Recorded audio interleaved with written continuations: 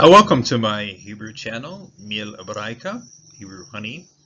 And today we're continuing our studying with Malakim Alef 19. This is the 19th chapter of First Kings.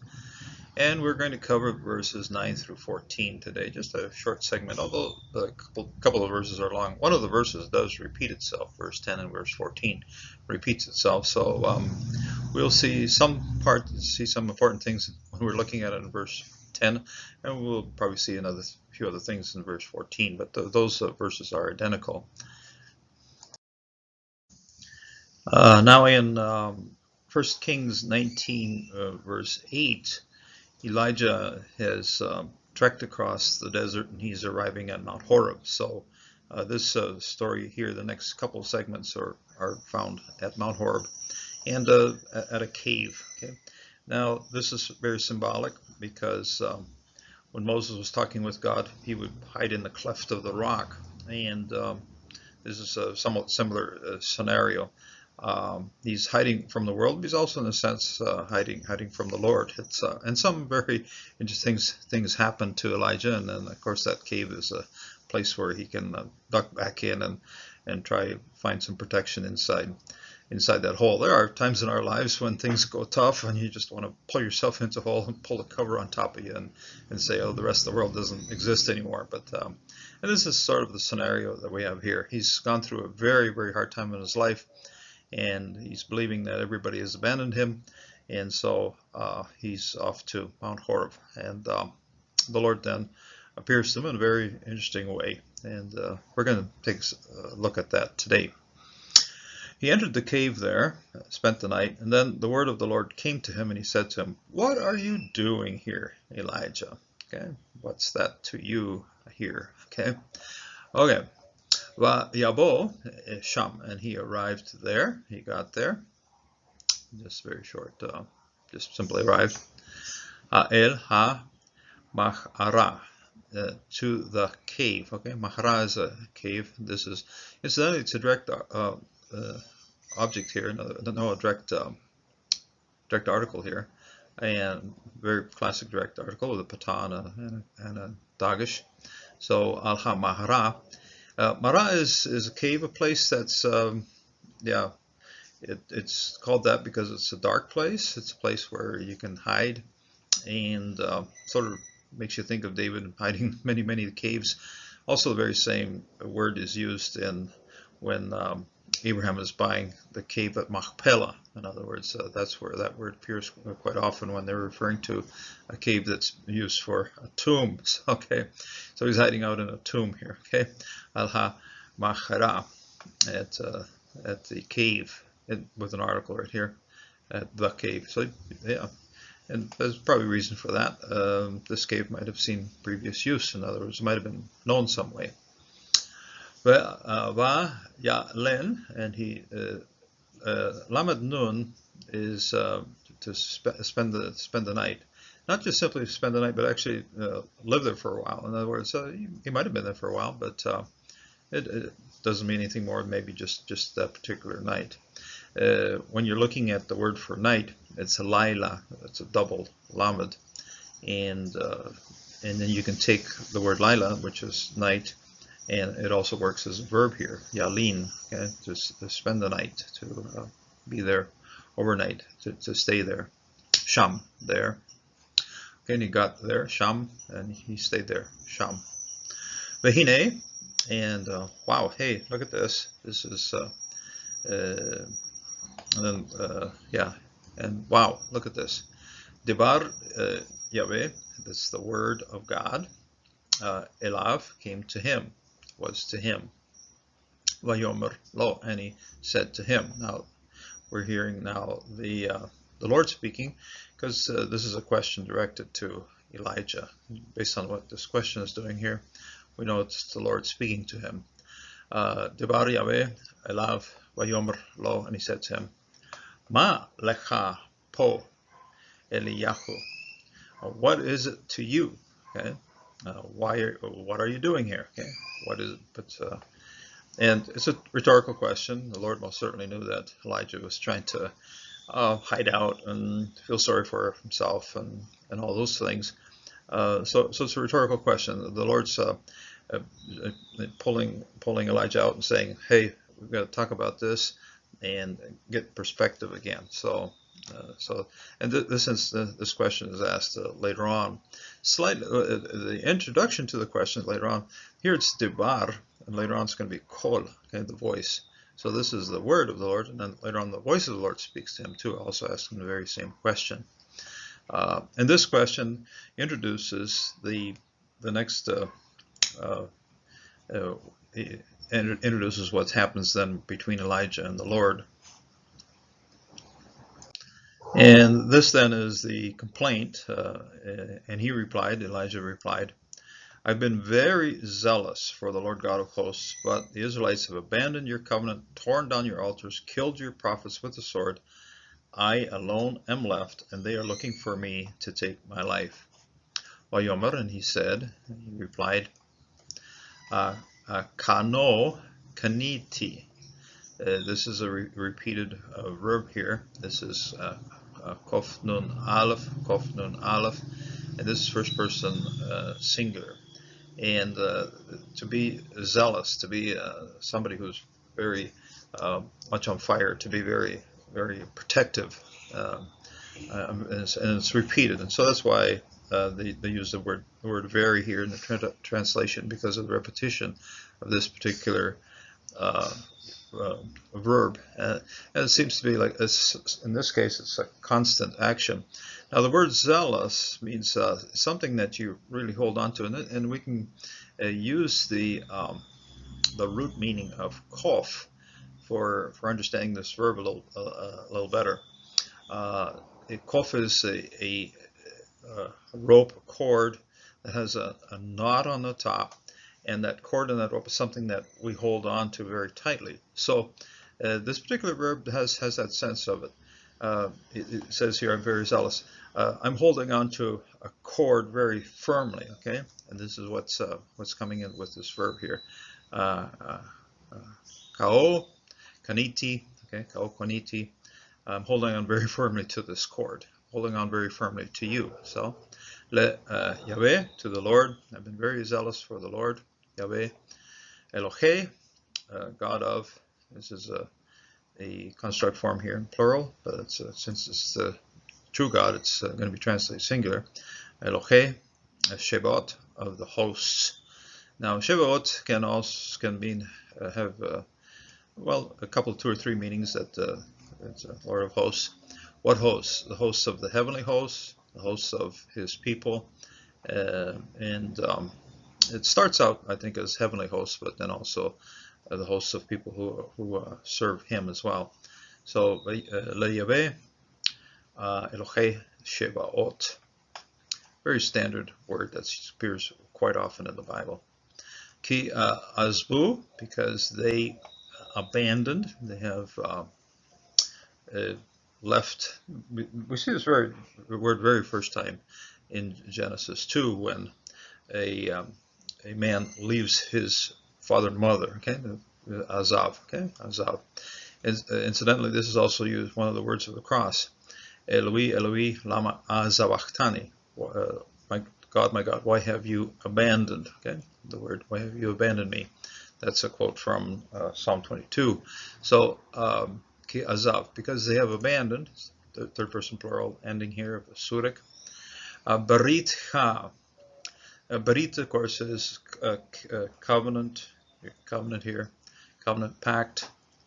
Barit, this well-known word for covenant, and they have abandoned your covenant.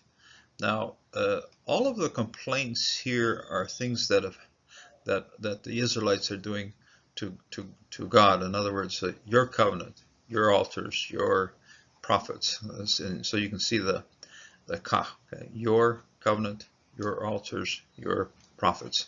And so Elijah's coming to the Lord and saying, "Boy, these people really have it in for you." Okay, in other words, he's saying, "Well, yeah, they're attacking me, but hey, first of all, the problem is the people don't follow you." So that's of course an issue for Elijah.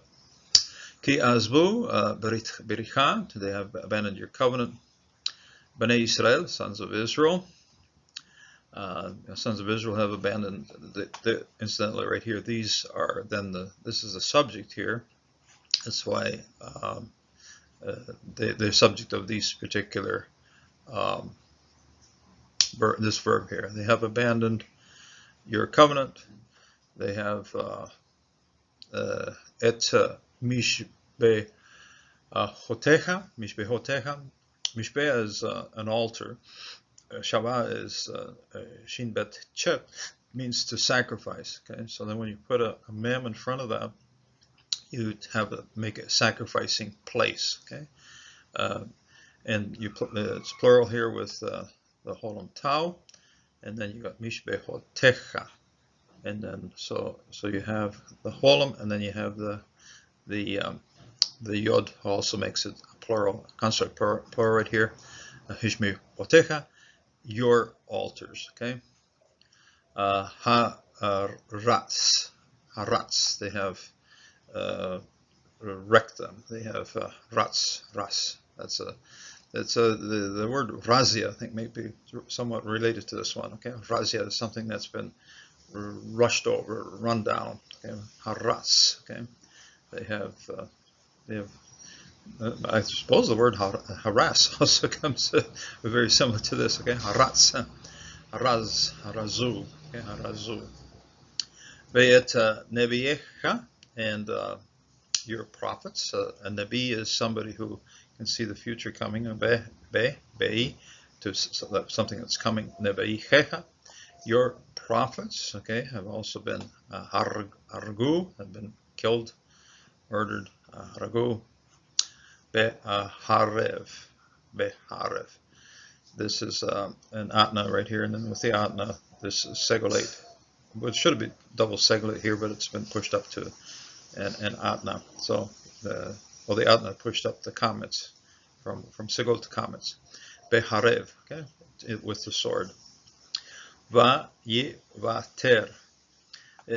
Now this is first person prefix form of a prefix pronoun, of course. Va, and this is the conjunction right here. Okay, va yeter. And I am left. Incidentally, this particular metech is the only difference between verse 10 and verse 14. So it has it here and doesn't have it in the other verse.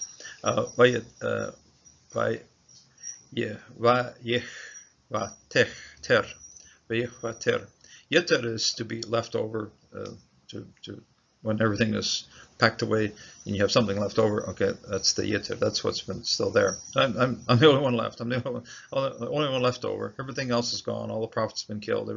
All the altars have been smashed up, and it's down to me. That's the only one up. That's what Elijah is saying here. Of course, the Lord later on tells him there are a whole bunch of other people, 7,000 other people that haven't bent the knee to Baal. But at this point, Elijah most certainly feels alone, and it's a sentiment that often happens in ministry. Things can go very well, but also things can get tough. And then when things are hard or tough, you kind of sense, oh boy, it's just me alone facing everything else. So it's a sentiment that is common to people, of course. So, but yevater, and I'm the only one that's left. Okay. Incidentally, the Blue Letter Bible will take this dagesh right here, consider it a surik. It's not really a surik, it is a dagesh. Okay, by yevater, and I'm the only one left. Ani, me, just I. This is a short form. The long form would be anochi, which is a short form of I. I'm the only one left here. I. Levadi, alone, all alone. I'm just all by myself. Nobody else, nobody's with me. My servant stayed in Beersheba, although that's where he left him. And now I'm here facing things all by myself. So, ani levadi. U yevakeshu, and they seek. Okay, they are looking. They're hunting me down. Okay, yevashu et nafshi. They are looking for my life. They are chasing my life. They want to get rid of it. Lekachta, ta. Okay, this would be a silent shua right here. Now, this is an interesting construction. If you're going to look it up in your lexicon or your program on your app that's on your phone, you can Blue Letter Bible look it up. You'll find out that the root is the root of verb right here is lamed kaf chet, very well known word actually to take hold of. Incidentally, the kof here again works the same way as this one, and that is it's a rope that you can hold on to. Okay, you grab it. Okay, they want to grab it. Okay, so like kof. Now, what you have here is this particular sequence with a tau in here makes it an infinitive setup, and then the last letter here, ta, the comments hey with a mapik. Now, this is a mapik in here. It's not a dagish, it's a mapik. This mapik means that they want to take the life. Okay, they want to take this life. Okay, so this is a pronoun here. So the antecedent of the pronoun is this particular word right here, now she. So what you have here is a construct form, infinitive construct form, and the lamed here is part of the root. Okay, that's we really can't argue that away. But this lamed also does work as the purpose preposition for this particular root. Okay, so I know that lots of grammarians are going to say, come on.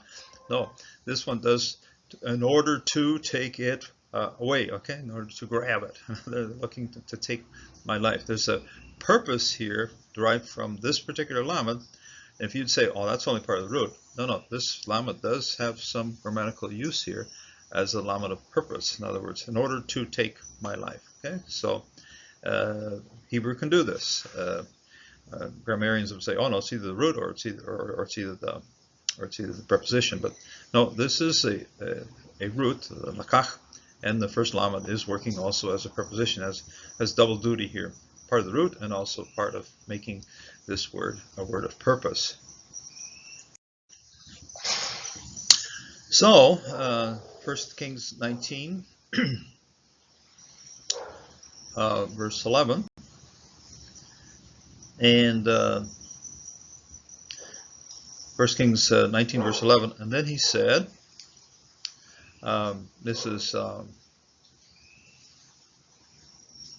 again, the Lord, speaking this, because this is a command right here, this is an imperative right here. He said, go out, stand on the mountain in the Lord's presence. And at that moment the Lord passed by. A great mighty wind was tearing at the mountains, was shattering the cliffs before the Lord. But the Lord was not in the wind, and after the wind there was an earthquake, but the Lord was not in the earthquake. Now, there are going to be three knots in here. This one's lo barats, and this one's going to be lo baruach, and this is lo barats, and it's also going to be lo ba'ish. So there's three no's, okay? And those are important no's because, and incidentally, they just jump right in there. Just boom, they have an accent here. It sort of chops them away from the rest of the. In other words, it makes it makes a separate clause, a very definite separate clause there. Vayomer zeh, and he said, go out, stand outside. Okay, zeh.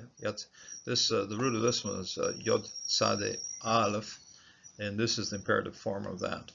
If you're going to start learning roots, learn it from the very base roots, and this is the very base root here of this word.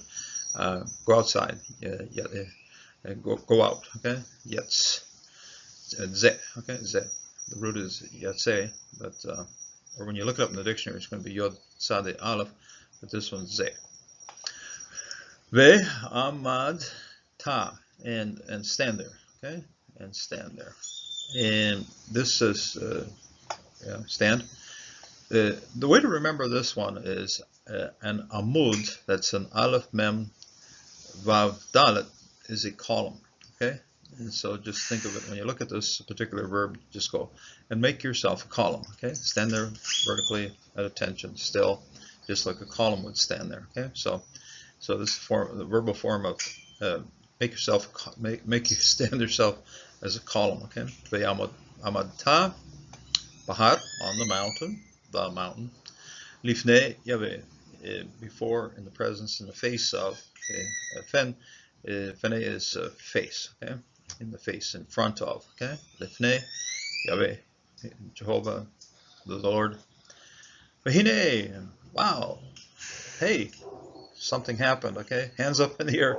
This one, when you have this hey right here, this is a hands up in the air word. Okay, an exclamation thing. Okay, uh,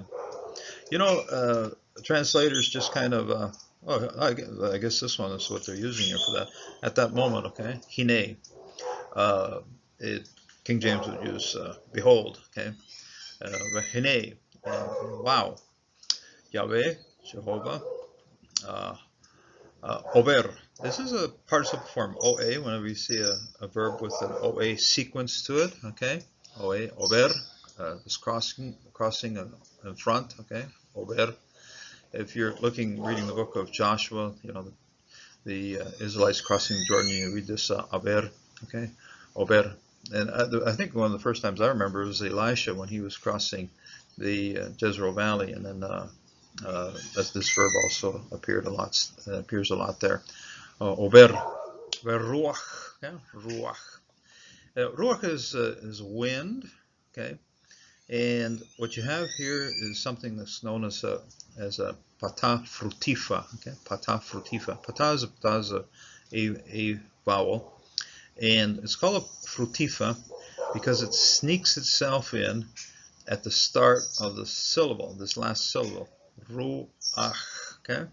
So if you this is ve, and now ru, first syllable, second syllable will be ach, and something unusual for Hebrew in that this particular syllable is starting with a vowel, and that most syllables in Hebrew either end with a vowel or a closed syllable. In other words, they end with vowel or consonant. But here, this particular syllable begins with a pata, so it's called a pata furtifa. The hiding or the sneaky, the sneaky pata. Okay? So Baruch, the spirit. This particular pata is you'll find it with the chet, you'll find it with the ayin. Not a whole lot of other consonants. So it's and for people who are writing things out, look at this over here. The pata is right in the middle of your syllable.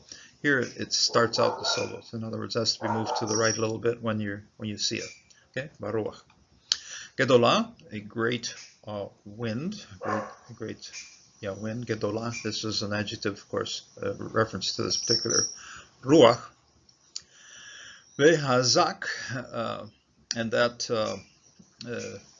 was and cross, and Jehovah crossed in a great wind. Vehazak me parech, okay, and harim, and then a very this word hazak is powerful, forceful, okay. Meparech, okay, meparech. The word rech here is literally it's wrecking the mountains, okay. Rech, meparech. So and this power, the Hezekiah, by the way, the Lord is powerful. Hezekiah, Jehovah is powerful, is also derived from this particular word here, hazak, Hezekiah, okay. Hazak, powerful, mefarech, okay.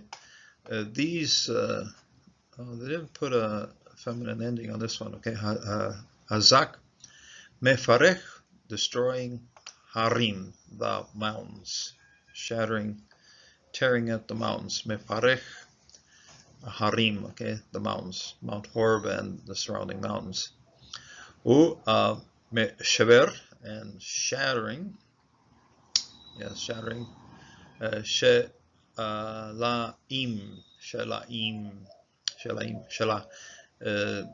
These are rocks that, incidentally, when you're looking at Moses crossing the desert, these often were sources of water. You can go up to them and smite the shelach, okay? And that's where there would sometimes be fountains of water from these rocks. But lots of rocks in the area, of course, and the wind is shattering the rocks. There's enough strength and power to throw rocks against each other to break them up. And Yeah, there is some erosion, of course, in the desert from the effect of the wind. So, Shalim, they call them cliffs here. It's an okay translation for that. Shalim Lifnei, before the face of Jehovah. Lifnei Yahweh. Lo, now here I said you can have a series of, uh, of things happening, and here it's the Ruach Gadol, okay? And this is coming by, and it's just all its majesty and power of a desert storm, just breaking things up, and powerful wind and rocks flying around and so forth. So, and then all of a sudden, boom, it just chops it off right here. And lo baruach Yahweh, and not. It doesn't even use a conjunction here. When I read it 2 or 3 times, I go, wow, hey, they don't even bother with conjunction. So it's just lo baruach Yahweh, and not in the wind, Jehovah. Okay, now, and then ve'aher, and then after aruach, then after the wind, ra'atz, okay, then there was a earthquake. Okay, ra'atz, this is making things shake right here, okay, ra'atz. Ve'ahar haruach ra'atz, again, very abrupt chop here. Lo baratz Yahweh, and not in the earthquake. Okay, our translators put but and but and but here, but it isn't there. It just simply stops. In other words, if you're going to read it, you're going to have to before you get to this lo, you do have to stop and know that this is a separate clause that's coming up here. Okay, lo ra'atz lo ra'atz baratz in the earthquake Yahweh. And then the key, when you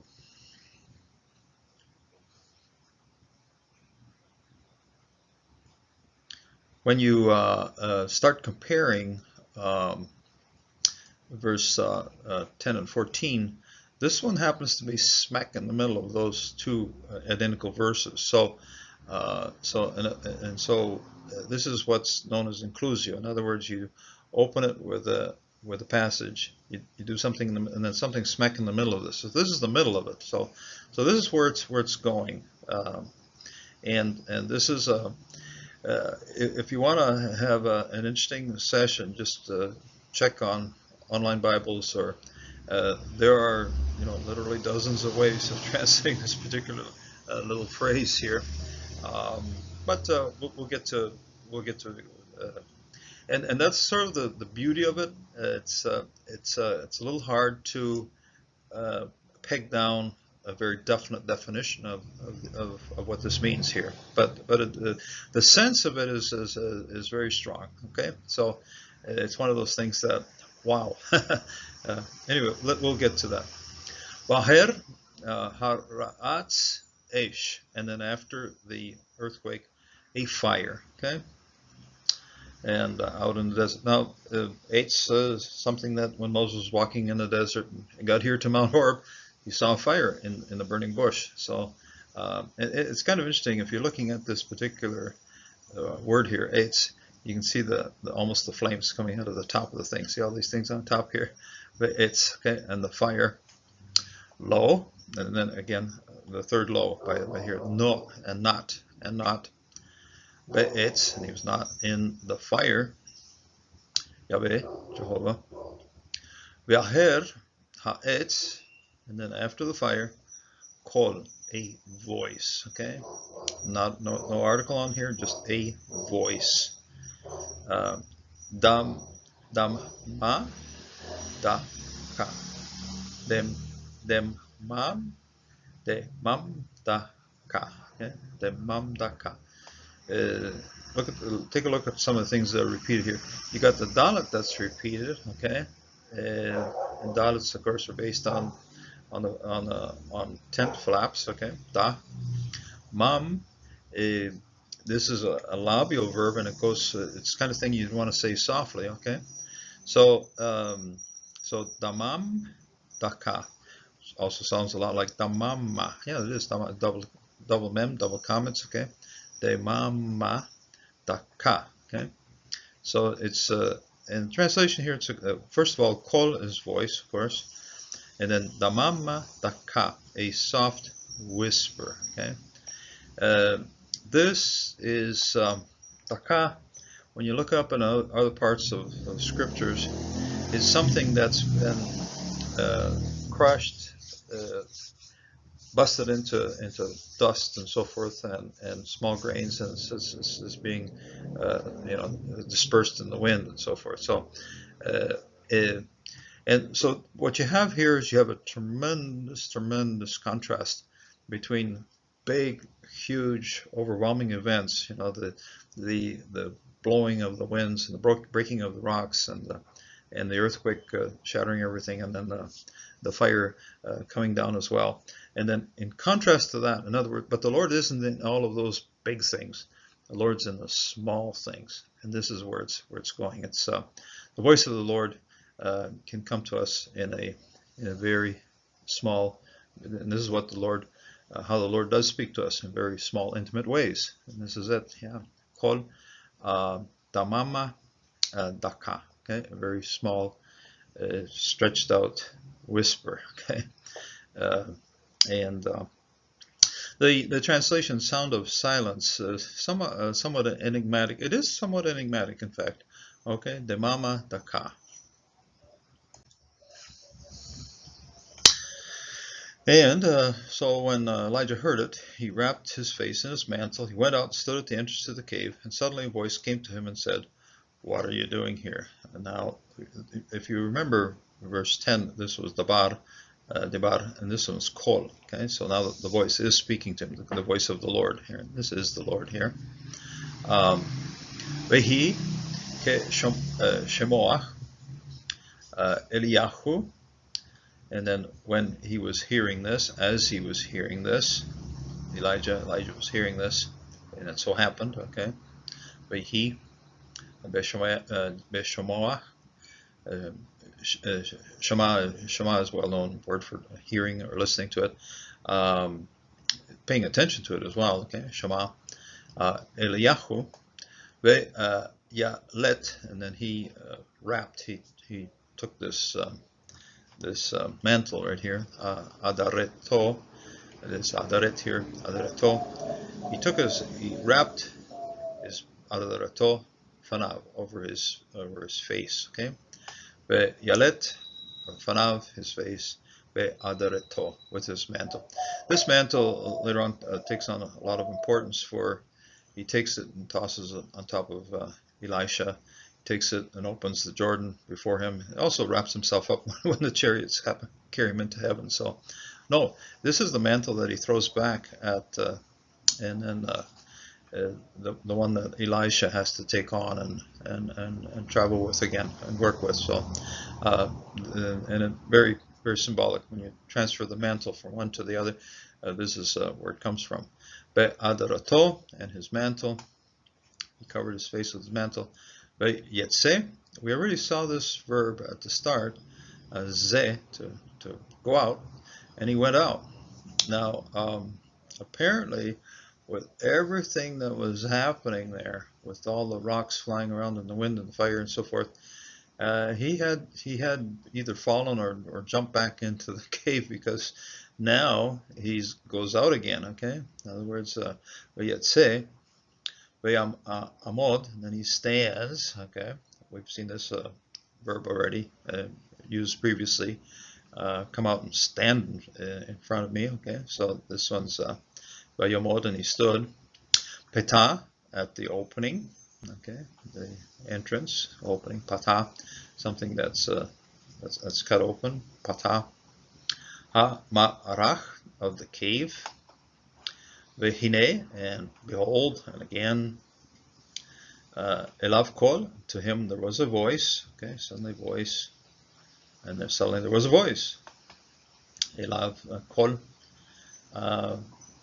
Va Yomer, and he said, Ma'alecha po Eliyahu. Very same question we saw the previous time around. This is then an introduction to his complaint session. In other words, the complaint session gets done again. Okay, and it's kind of like, wow, have things changed? Have things not changed? In other words, now that Elijah's been listening to the small still voice of the Lord, what has changed? You have to start asking yourself that question. So, Maleha po Eliyahu, what are you doing here, uh, Elijah? Okay, well, what is it to you over here, Elijah? Explain yourself. And he does again, very much a, an explanation. I was comparing these letter for letter and so forth, and then Baherev right here, Baharev, the previous verse 10 has a metech right here, but this one doesn't. So uh, I just kind of wonder what was happening in the Masoretes, that was about the only place they signal a difference. Vayomer, Kano, Kaniti, and he said, I'm very zealous. I'm really hanging on tight here. Kanach le Yahweh, to the Lord, Elohei, Lord God, Shebaot, of the heavens, of the hosts. Ki Azvu, because they have abandoned Beritcha, your covenant, Bnei Israel, the sons of Israel. Et Mishbechotecha, your altars.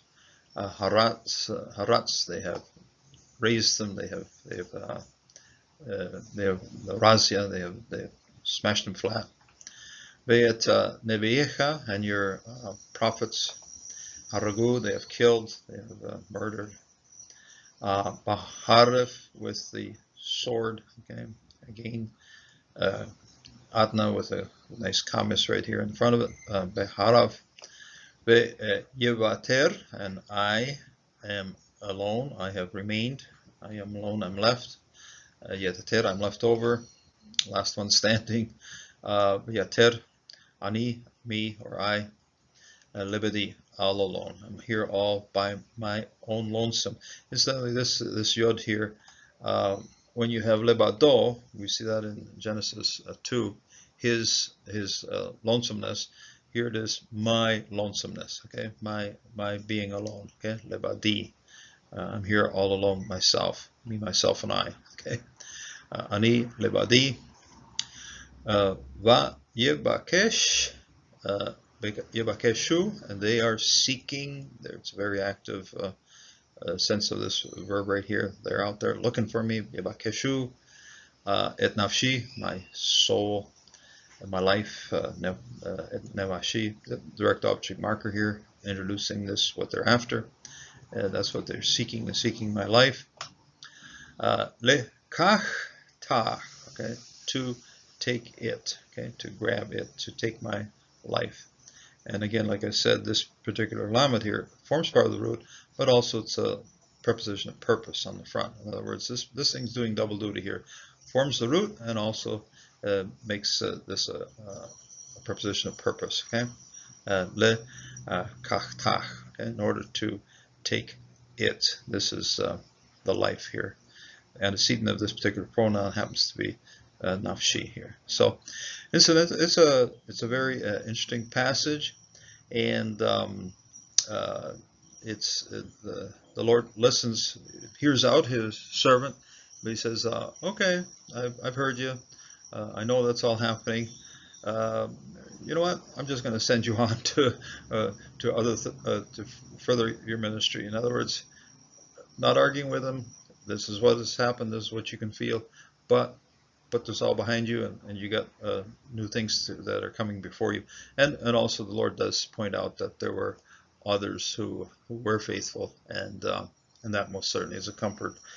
We might feel alone. We might feel that everybody's out to get us, but yeah, the Lord knows our situation and knows where we must go from here. So next video, we're going to take a look at where does he go from here. So see you on the next video then.